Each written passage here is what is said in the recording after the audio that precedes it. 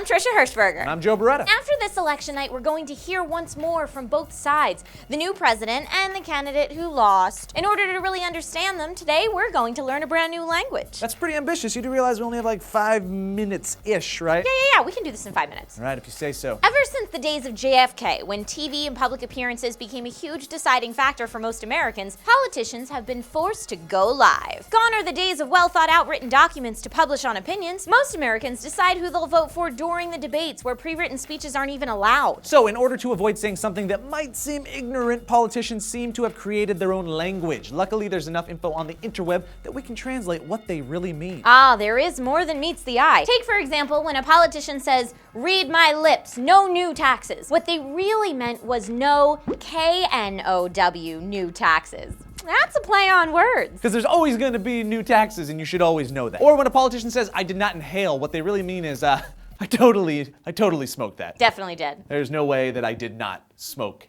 everything. And inhale. Or when a politician refers to binders full of women, he's speaking of, well, I'm not exactly sure what he's speaking of. It's obviously very linguistically advanced. We'll look into that. What we're saying is this is some complicated stuff. Now, there are also different dialects of this very complex language, Republican and Democratic. Republican will say righteous, while Democrats say narrow-minded. And Democrats will say something like heavily armed, while Republicans say well protected. And Republicans will use the term unborn baby, while Democrats will say non-viable tissue mass. While Democrats say same-sex marriage, to discuss the same issue a Republican would call the downfall of the American family. All of this can be really quite confusing. And another important grammatical rule of politicians speak is that you can never use the words "I don't know." You simply deflect and talk about something related to the question without actually answering it outright. Like, if someone asked me how I feel about eating bacon, I could say, well, I really respect the way that pig farms are designed nowadays. The sties are really very feng shui. Perfect. Or if somebody were to walk up to me and say, "Hey, Joe,